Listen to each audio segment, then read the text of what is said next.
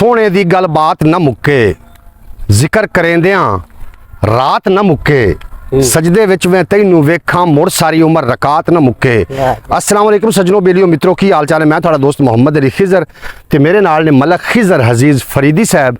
असी जनाब जा रहे हैं 199 नाइनल हड़प्पा शरीफ एक महफिल पाक थे, तो मैं सोचा कि एक विलॉग दोस्तों के नाल साझा कर लीए।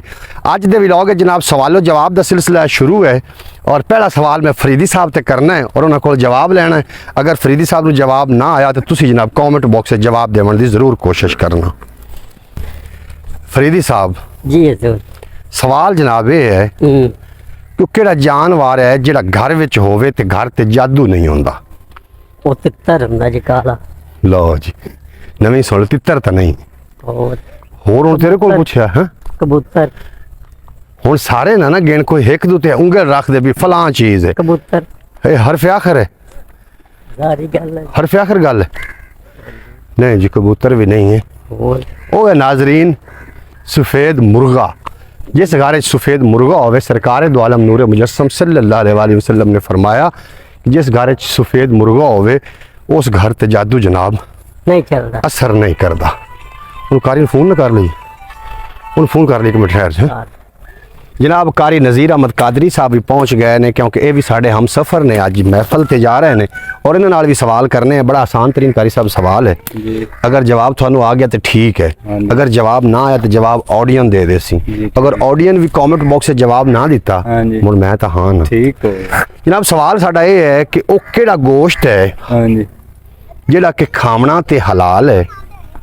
वो केड़े जानवर का गोश्त है जिहड़ा खावना हलाल है, बेचना हराम है? वो केड़े जानवर का गोश्त है, केड़े जानवर का गोश्त है जिहड़ा कि खावना हलाल है लेकिन बेचना हराम है? जी कारी साहब, मैं अजे तो अगले कारी ने सवाल जाके करना। आज सारे सवालों जवाब ही ने। आज तो ताजा सवाल है जी, यकदम हुन सोचण दा टाइम कोई नहीं है। नहीं तुझको सोचण दे 10 सेकंड टाइम है, नाजरीन ने कमेंट बॉक्स से जवाब दे देना। हाँ जी, मैंने नहीं फिलहाल तो जी कुर्बानी लगा। ये कुर्बानी का गोश्त है जी। कुर्बानी दे आदत से आगे कुर्बानी दा जेड़ा कुर्बानी दा जानवर है ना, उनका गोश्त खाना जेड़ा है वो हलाल है ते बेचना हराम। नाला जी इजाफा हो गया।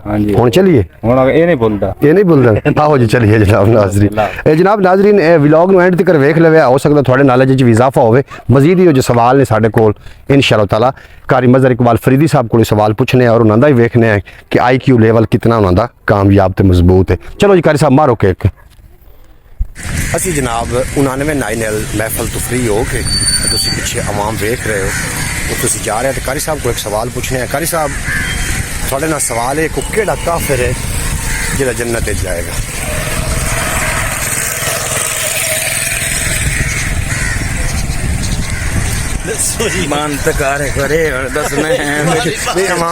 नाज़रीन तुसी ये सुनो कि कारी साहब की ज़बानी भी वो केड़ा काफिर है जिहड़ा जन्नत जाएगा।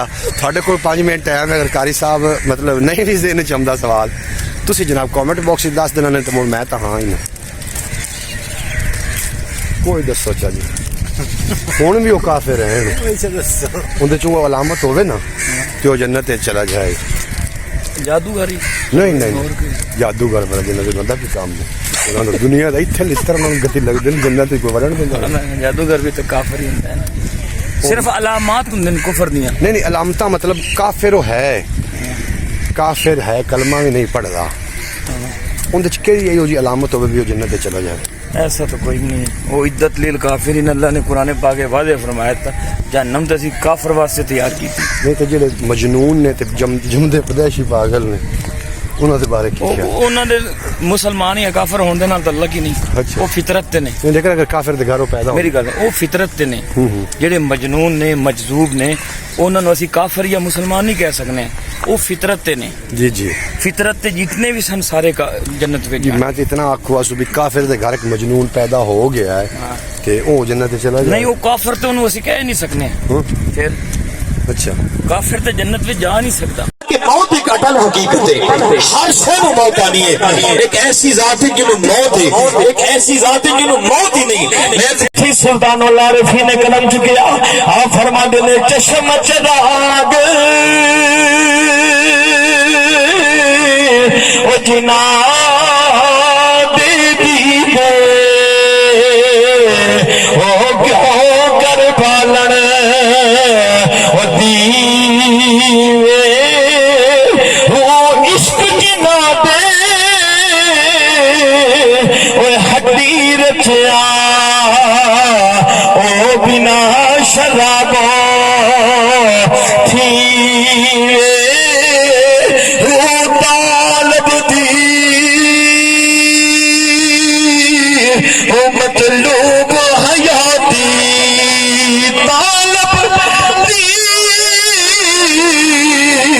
ओ मतलूब हयाती ओ दिखिया बाजना जीवे ओ नाम फकीर जिना दा मेरा कामिल बाहो ते कब्र उना दी जीवे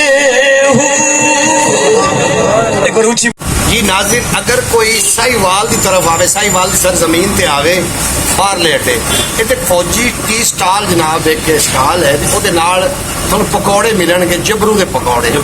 ਜਿਹੜਾ ਬੰਦਾ ਤੂੰ ਇੱਕ ਵਾਰੀ पकौड़े खा लेगा, अगर दोबारा ना आवे तो जनाब मेरी वीडियो के थले कॉमेंट कर देना, मैं जनाब ਉਹਦਾ ਜ਼ਿੰਮੇਦਾਰ ਹੋਵਾਂਗਾ। बहुत प्यारे पकौड़े ने, कर सब दसो भाई रखे हुए सी ਉਹਦੇ बावजूद मेरा खालक काफी ज्यादा रहे थे, वजन का नहीं पता, आ गए जी सर। कर सब दसेगा माशाल्लाह क्या बात है।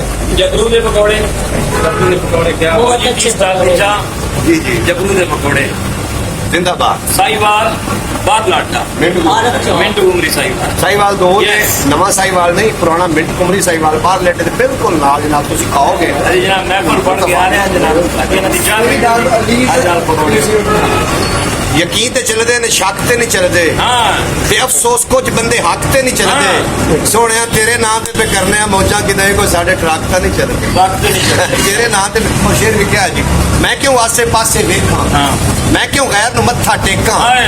धन पराया बाल के सेकां, आरसी जलवा चुल्ले पावां, हाँ। मैं नहीं खांदा मटन कढ़ाइयां, मैं की करने चस्के बसके। सोहणिया तेरे शहर दी चटनी चंगी, दूध दा हलवा चुल्ले डा, हाँ, चटनी भी नाल तेरे शहर दी चटनी चंगी जनाब। चटनी भी बढ़िया। मजा करा दिता जनाब। पंजाबी वसेब वाले हो, कभी शहर साहिवाल का चक्कर लगे तो पकौड़े खा के वेखना तुसीं जनाब, इंशाअल्लाह लगो किसी ने सही दस्या।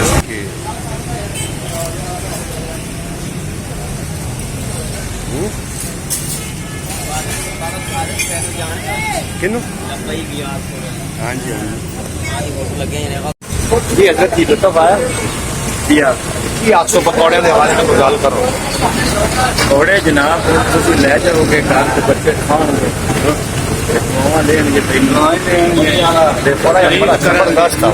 नहीं अच्छे अच्छा केड़ी जगह तो साहिवाल बाहर लाटा नहीं दूसरे मशहूर जबरू के पकौड़े जबरू के पकौड़े तो मशहूर है, ऐसे हो भी नहीं मरने का चौक मरला पुराना थाना चौक मरला पाक पतन तुम तई जाइए ना मलोके मरने